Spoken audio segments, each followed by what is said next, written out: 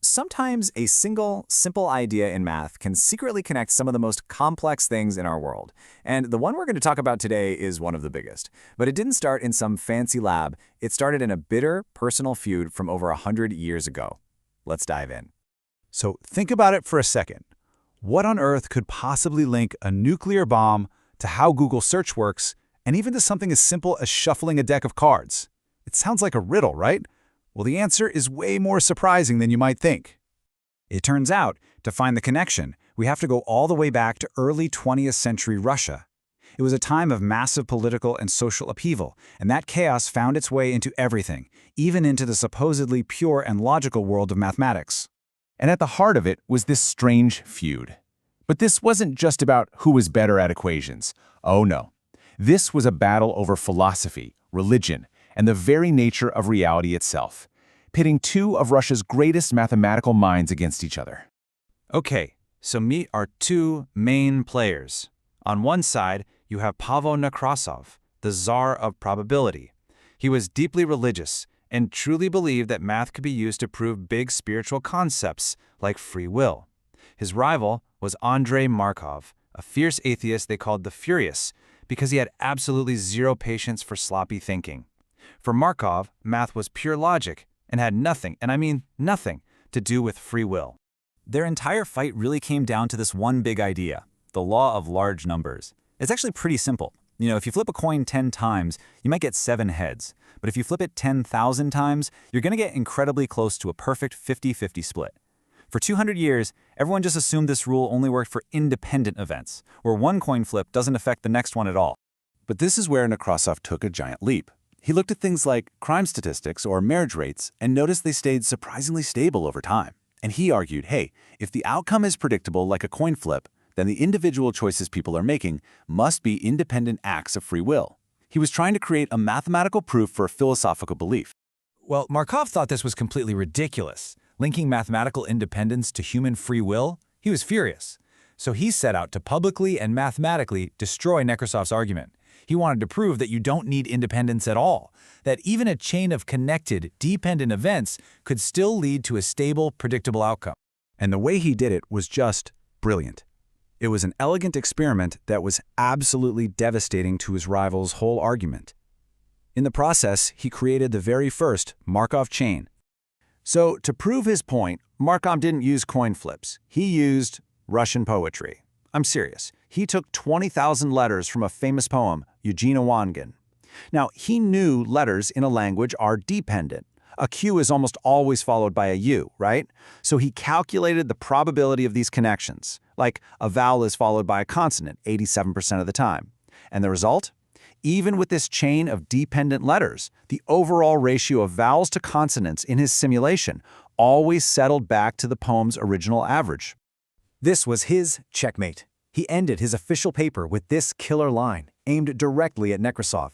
He had proven that dependent systems can be predictable, completely shattering Nekrasov's argument and, almost by accident, opening up a whole new field of mathematics. And just like that, the Markov chain was born. Here's the key idea, the secret sauce. It's a system that's memoryless. The chance of what happens next depends only on where you are right now, not your entire history, not how you got here, just the present moment. And this simple, memoryless property is what makes it so incredibly powerful for simplifying and understanding hugely complex systems. Now, the funny thing is, Markov himself didn't really care about any practical uses for his idea, but it wasn't going to stay locked away in academic papers for long. In fact, it was about to play a central role in some of the biggest technological leaps of the 20th century. For about 40 years, the Markov chain was just a mathematical curiosity. Then, in 1946, a mathematician working on the Manhattan Project dusted it off, and about a half-century after that, it became the fundamental building block of the world's most powerful search engine. Talk about a glow-up. Okay, so during the Manhattan Project, scientists had this impossible problem. How do you predict what trillions of neutrons will do inside a nuclear reactor? The math was just too hard. But one of the guys, a mathematician named Stanislaw Ulam, was homesick playing solitaire, and he had a breakthrough. He realized, what if, instead of trying to calculate every single possibility, you just simulated hundreds of random paths and looked at the average result? And that's exactly what they did. This became the Monte Carlo method. They built a Markov chain where a neutron's current state, its position, its energy, determined the probability of what it did next. Would it scatter, get absorbed, or cause another atom to split? By running thousands and thousands of these simulations, they could get a statistical prediction of whether a chain reaction would work or just fizzle out. All right, fast forward 50 years. The early internet had a similar complexity problem. Search engines were terrible. They just counted keywords, so they were really easy to trick. Then two Stanford grad students, Larry Page and Sergey Brin, had a crazy idea. What if you treated the entire web like a giant Markov chain, where a person is just randomly clicking from link to link? This is the genius of PageRank. A link from one page to another is just a transition in the chain. The idea is that this random surfer will eventually spend most of their time on the most important pages. So in this little diagram, the surfer lands on Ben's page most often. That makes it the highest ranked page, not because of keywords, but because it's the most connected and authoritative. But the journey doesn't stop there, because the original thing Markov used his chain for, predicting text, was about to make a huge comeback. Back in the 1940s, the father of information theory, Claude Shannon, took Markov's idea a step further. Instead of predicting the next letter, he used a chain of the previous few words to predict the next word. The result was this bizarre text that was grammatically correct, but made absolutely no sense. It looked like English, but it was just gibberish. Does that sound at all familiar?